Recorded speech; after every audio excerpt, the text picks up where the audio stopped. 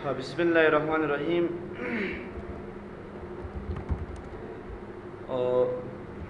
راځو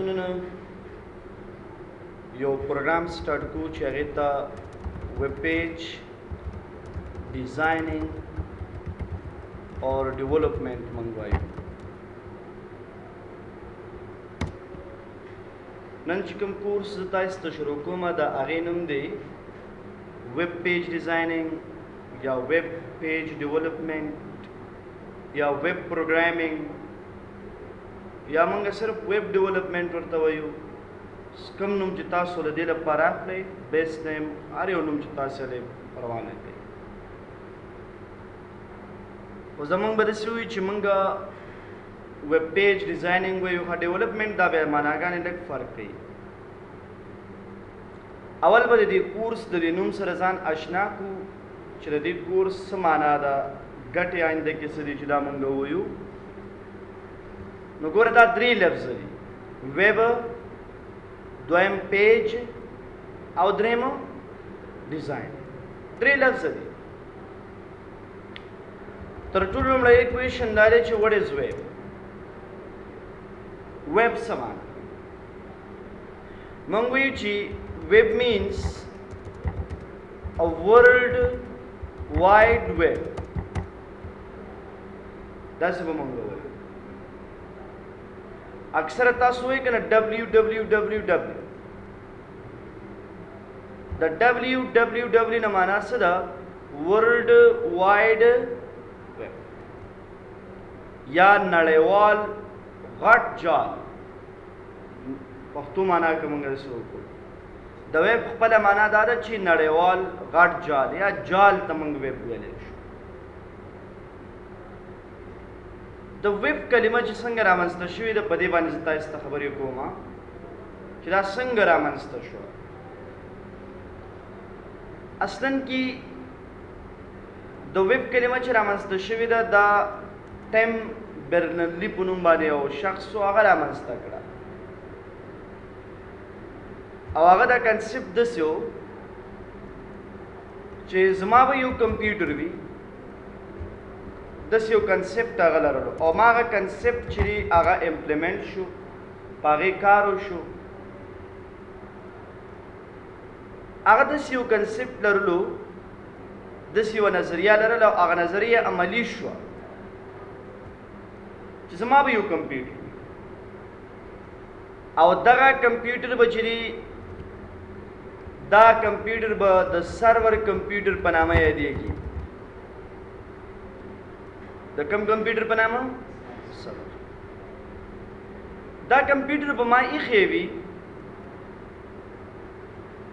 او نور کمپیوټر یا نور کاسټمر یا نور شخص خلک هغې به کولی شي چې زما د دې کمپیوټر سره ځان وصل کی، کنیکټ کی او خپله ډیټا زما په کمپیوټر کې وساتي.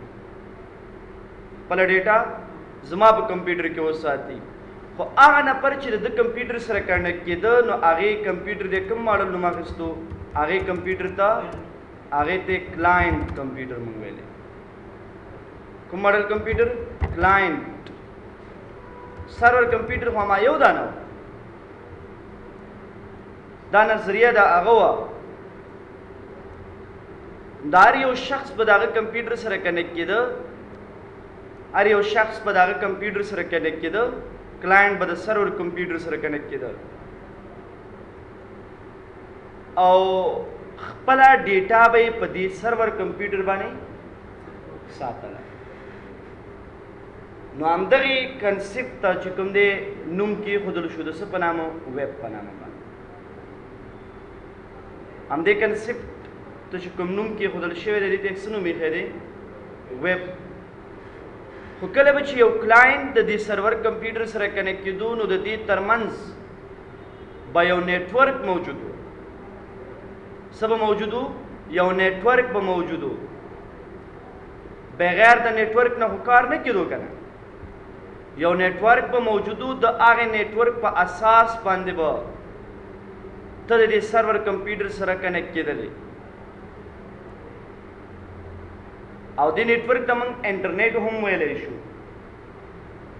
اوس تاسو ته به زه د دې ډېر پریکټیکل اگزامپل در کوم. داسې یو نیټورک به کنیکټ شو، دې نیټورک سره به موږ کنیکټ شو او بیا به هغه سرور کمپیوټر سره موږ کنیکټ کېدو او بیا به د هغې نه وروسته موږ هغه خپله ډیټا هلته ساتله. نو دغې کنسپټ ته دې کنسپټ ته کوم نوم ایښی دی؟ دې کنسپټ ته ټیم برنرلي چې کوم دی ویب نوم ایښی دی. کوم نوم ایښی دی؟ ویب. یعنې دا یو جال یو نیټورک دی چې د دې په ذریعه باندې د سرور کمپیوټر او د کلاینټ کمپیوټر ترمنځ څه کېږي؟ کمیونیکیشن کېږي. کمیونیکیشن دې کنسپټ ته ویب موږ ویلی شو. او دا به زه تاسو ته نن سبا وخت کې وښیم که نه. سو همدغه کنسپټ تر اوسه پورې روان دی، لګې دی کار کېږي. که تاسې مثال لنډ فیسبوک استعمالوئ نو فیسبوک څنګه استعمالیږي؟ فیسبوک خو ساوانه موږ نه کنیکټ کېږو که نه. ګوره موږ اول انټرنیټ فعال کړو، صحیح شو که نه؟ انټرنیټ خپله یو نړیوال نیټورک دی که نه دی؟ موږ دې ته ګلوبل نیټورک ویلی شو. انټرنیټ سره چې کله کنیکټ شو بیا ولیکو www.facebook.com. همداسې لیکو که نه لیکو موږ؟ نو معنا دا شوه چې د انټرنیټ په ذریعه باندې موږ کوم کمپیوټر سره کنیکټ کېږو؟ لګیا یو سرور کمپیوټر سره. د چا سرور سره؟ د هر چا خپل سرور دی. د ګوګل خپل سرور دی، د مایکروسافټ خپل سرور دی، د فیسبوک خپل سرور دی، ټویټر خپل سرور دی. د خبرې دم خیال شته که نه؟ یعنې موږ داسې وو چې کېدای شي ځینې دغه چې کوم دی یوې کمپنۍ کریټ کړي وي، جوړ کړي وي. لکه مثال سکایپ تاسې وګورئ، سکایپ شو، فیسبوک شو، دا کومې کمپنۍ کریټ کړي دي؟ دا فیسبوک کمپنۍ چې کوم دی دغه کړي دي. دا نو معنا دا شوه چې دغه قسمه نیټورک ته یا دغه قسمه دغه ته موږ ویب وایو. دې ته موږ څه ویلی شو؟ ویب ویلی شو. هماغه کنسپټ باندې اوس هم لګیا دی کار کېږي. نو موږ د کورس هغه ټایټل او نوم چې دی هغه ویب پیج ډیزایننګ دی. موږ ویب پیج ډیزایننګ باندې خبرې کوو. نو اوله کلمه مې تاسو ته در وپېژندله چې د ویب څه معنا څنګه منځته راغلې وه. ګوره همدغه معنا شوه چې کله موږ د سرور کمپیوټر سره کنیکټ کېږو او خپله ډیټا د سرور په کمپیوټر باندې سټور کوو، اچو یا او د ضرورت په وخت کې د هغې نه بېرته استفاده کوو. د کنسپټ ته څه ویل کېږي؟ دې طریقې ته موږ ویب ویلی شو. بل موږ سره به دې کې زموږ د کورس سیکنډ دغه چې کوم دی هغه څه شی دی؟ هغه پیج دی. هغه څه په نامه یادېږي؟ پیج په نامه یادېږي. پیج ورکې ته ویل کېږي، پاړه. موږ وایو که نه دې ویب پاړې ته لاړ شه، دې ویب پاړې ته لاړ شه. یا ویب پاړه یا ویب پیج هماغه یوه خبره ده. اوس که مثال زه تاسو ته اگزامپل درکړم، که ته فیسبوک سره کنیکټ کېږي نو www.facebook ولیکي .com نو اټومیټیکلی تا فیسبوک ته یوسي. نو تاسو ته یو صفحه را خلاصېږي که نه؟ ته چې کله د سرور کمپیوټر سره کمیونیکیشن کې د چا په تروی کې؟ د یوه پاړې په تروی باندې کې که نه یوه پاړه خلاصې شي د هغې په ترو ته څه کې؟ کمیونیکیشن کې. نو دا فیسبوک چې کومه صفحه موږ ته د انټرنیټ په مخ باندې خلاصېږي دا صفحه په یو کمپیوټر کې پرته ده چې هغې ته سرور کمپیوټر وایي. چې کله موږ www.facebook.com ولیکو اټومیټیکلی دا ریکویسټ لاړ شي سرور ته او د هغې نه پس په انټرنیټ صفحه باندې موږ ته دغه فیسبوک خلاص شي. نو دا یو ویب پاړه ده چې د دې په ذریعه باندې سرور کمپیوټر سره موږ کمیونیکیشن کولی شو. اوس تاسو یوټیوب وګورئ، یوټیوب موږ لیکو که نه؟ www.youtube.com لیکو موږ. نو د دې youtube.com په ذریعه باندې موږ کولی شو د هغې سرور سره کمیونیکیشن وکړو. یا مثال موږ لیکو www.google.com نو ته کولی شي چې د دې ګوګل د صفحې په ذریعه باندې د سرور کمپیوټر سره څه وکړي؟ کمیونیکیشن وکړي. همداسې مینې اګزامپل د دې شته دی موږ سره. نو معنا دا شوه چې پیج هغه پاړه ده چې د سرور کمپیوټر سره څه کولی شي؟ کمیونیکیشن کولی شي. او ډیزایننګ څه ته ویل کېږي؟ ډیزایننګ دې ته ویل کېږي چې دغه پیج به ته ډیزاینې، دا به ته جوړې، اوس تاسو ګورئ فیسبوک پاڼه څونه ښکلې ډیزاین شوې جوړه شوې ده. ته چې کله خپله ویب پاڼه کریټ کې خپله ویب پاڼه جوړې نو هغې لپاره هم ضروري دا ده چې تا ول ډیزاینینګ وکړي د هغې او د هغې نه وروسته به خلک ترې څه کوي استفاده کوي. امینه ته پوه شوې که نه؟ نو دغه د کورس نوم دی ویب پیج ډیزاینینګ. د ویب کلمه باندې تاسو پوه شوئ که نه؟ پیج باندې پوه شوئ تاسو پاڼې ته موږ ویلی شو او ډیزاینینګ معنا ده چې دا ویب پاڼه ډیزاینول دا جوړول. زه به تاسو ته یو اگزامپل درکړم. یو سایټ ما کریټ کړی دی www.aminmayar.com په نامه باندې. ګوره دا موږ کریټ کړی موږ جوړ کړی دی خو موږ www.aminmayar.com لیکو هم دا که نه لیکو موږ معنا دا ده چې کله دې سایټ ته زه ځم اوس دې سایټ ته غواړم چې زه لاړ شم aminmayar.com ته زه لاړ شم نو بالکل دی شم څه پرابلم نشته. خو چې کله مثال دا ویب پاڼه ما ته خلاصېږي نو دا د کوم کمپیوټر نه خلاصېږي؟ دا د سرور کمپیوټر نه موږ ته خلاصېږي. مطلب باندې تاسو ورسېږئ که نه سرور کمپیوټر نه موږ ته خلاصېږي. که دې ته فار ایگزامپل زه ایمیل کوم نو هغه سرور کمپیوټر ته ځي. که فار ایگزامپل زه ویډیوز ګورم د سرور کمپیوټر نه موږ ته ویډیو کتل دغه کېږي. که زه پکچر ګورم د سرور کمپیوټر نه زه کتلی شم. نو دغه شانته ویب پاڼې به تاسې هم بیا کریټ کوئ کله چې موږ دغه کورس کمپلیټ کړي. دا یو پروجیکټ دی www.aminmayar.com. ګورې دا موږ سره دی. نو که دې ته تاسې لاړ شئ دې کې به تاسې ته ویب پاڼه ښکاره شي. زموږ د دې کورس د کمپلیټ کېدو نه وروسته به بالکل تاسې هم کولی شئ چې داسې یو سایټ د یو کمپنۍ لپاره څنګه کوي کریټ کوي. هغې باندې به وروسته خبرې کوو چې سټیټکس ته وایي او ډینامیکس ته ویل کېږي. هغې باندې خبرې انشاءالله کوو. زه فی الحال د دې کورس د معنا تاسو ته کوم چې د کورس څه معنا ده. ښه ډیولپمنټ یا پروګرامینګ دا یوه خبره ده ټول یوه خبره. ډیولپمنټ ته ویل کېږي پرمختګ ته ویل کېږي که نه. نو ویب پیج ډیولپمنټ که موږ وایو دا لږ ایډوانس راځي او که ویب پیج ډیزاینینګ وایو دا لږ بیسک راځي. نو زموږ کورس چې دی ویب پیج ډیولپمنټ دی یعنې ایډوانس دی. ایډوانس باندې موږ خبره کوو یعنې په دې کې موږ سره ډفرنٹ لینګویج موجود دي. همیشه دپاره چې کله تاسې غواړئ چې دا کورس ووایئ نو د دې دپاره خپلې ژبې دي خپل لینګویج دي موږ سره. لکه څنګه چې یو سافټویر موږ ډیزاینو سافټویر جوړو د هغې دپاره خپل لینګویج دی سی پلس پلس سی شارپ جاوا وغیره. دغه شانته چې کله تاسې یو ویب پیج ډیزاینینګ کوئ یعنې ویب بیس باندې تاسو یو اپلیکیشن کریټ کول غواړئ نو هغې لپاره هم موږ سره څه شته دی د هغې لپاره هم موږ سره لینګویج ته ژبې شته دی. او هغه ژبې یو څو ژبې دي چې دا به انشاءالله موږ یو په یو سره وایو. اول HTML لینګویج دی تر ټولو اولنۍ ژبه څه ده موږ سره HTML. او دویم موږ سره CSS دی. دریم موږ سره په دې کې چې کوم دی هغه جاوا سکرپټ دی جاوا سکرپټ. او څلورم موږ سره چې کوم دی هغې ته څه ویل کېږي هغې ته PHP پلس ډیټابیس ورته موږ ویلی شو پلس ډیټابیس. او کوم ډیټابیس به زه تاسو ته وایم MySQL په نوم باندې چې کوم ډیټابیس دی. صحیح شو که نه؟ نو MySQL په نوم باندې چې کوم ډیټابیس دی هغه به دې سره موږ یو ځای وایو. نو دا ژبې دي PHP جاوا سکرپټ CSS HTML دا لینګویج دي.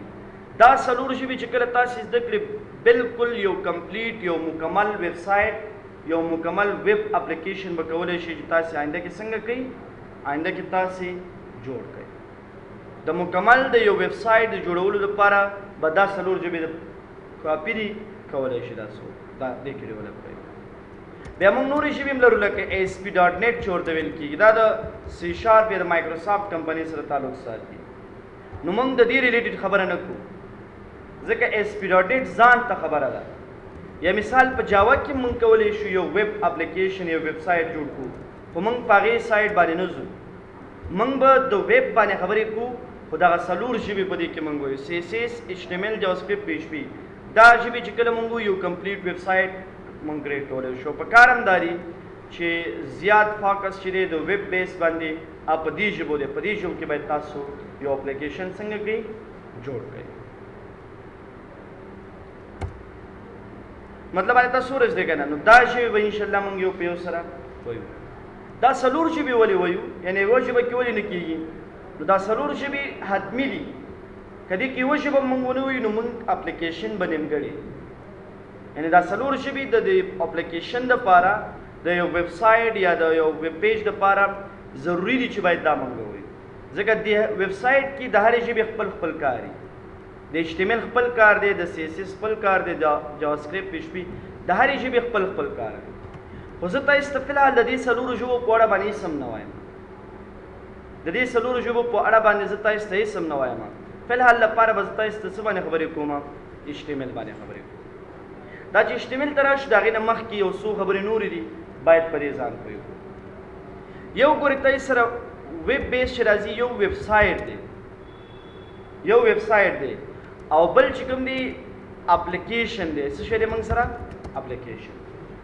دا ویب سایټ او اپلیکیشن فرق کوي. ها، ویب سایټ او اپلیکیشن فرق کوي. موږ دې ژبو کې دواړه جوړولی شو، هم ویب سایټ جوړولی شو او هم اپلیکیشن جوړولی شو.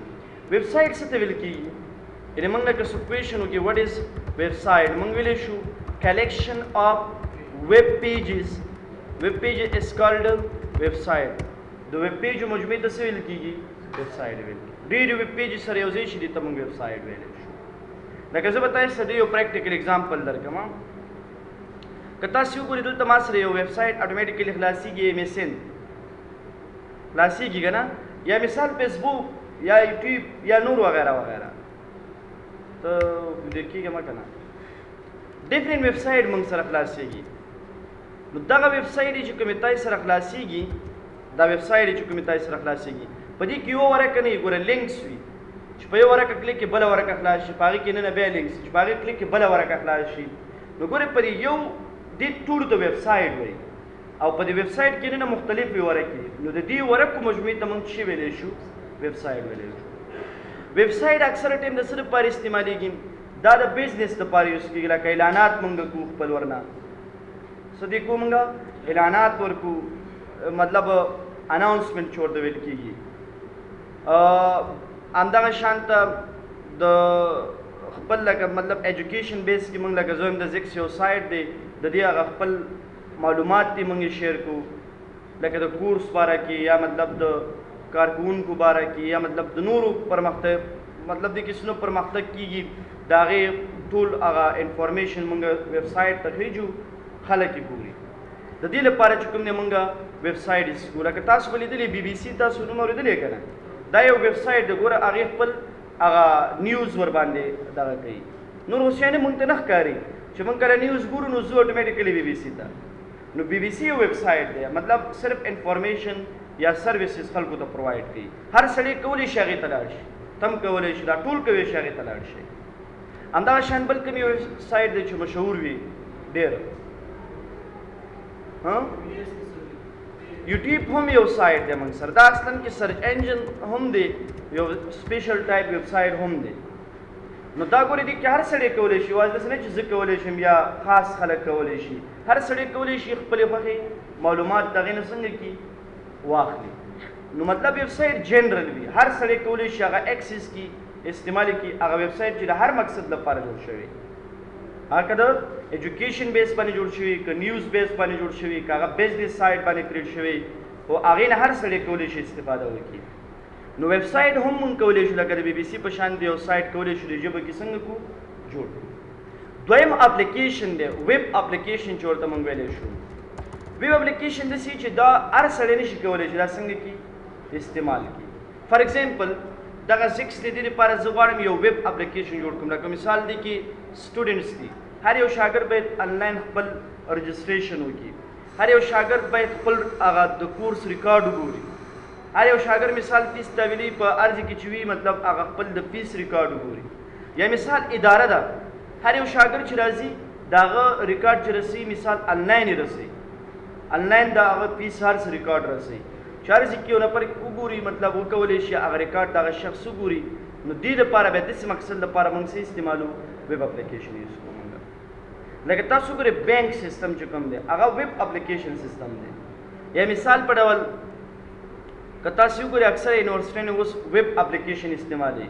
د سټوډنټ مینجمنت سیستم په ویب اپلیکیشن ایگزام په ویب اپلیکیشن باندې وي دا ویب اپلیکیشن خاص وي دې ته هر سړی لاسرسي نه لري یعنی سټوډنټ په کې مثال که سټوډنټ هغه خپل آی ډي لري پاسورډ به لري د هغې په ذریعه به اکاونټ ته ننوځي هغه خپل معلومات به ګوري خبر دم خیال شته که نه که ادارې نو مطلب فاینانس دی فاینانس خپل ریلیټډ کارونه کتلی شي یا فار ایگزامپل مینیجر دی هغه د خپلې ریلیټډ خپل کارونه کتلی شي یعنی اپلیکیشن داسې چې هغه خاص وي او ویب سایټ څنګه وي هغه موږ سره عام وي مطلب باندې ورسوي تاسو که نه نو موږ په دې کې دواړه جوړولی شو موږ اپلیکیشن بیس باندې هم خبرې کولی شو او په ویب سایټ بیس باندې هم خبرې موږ دا کورس جنرل دی یعنی تاسو به که ویب سایټ کریټ کوئ چاته هم کولی به شئ او که چاته اپلیکیشن کریټ کوئ نو هم کولی شي کریټ کوئ دا چې کوم دی دا امین معیار چې کوم دی دا یو ویب سایټ دی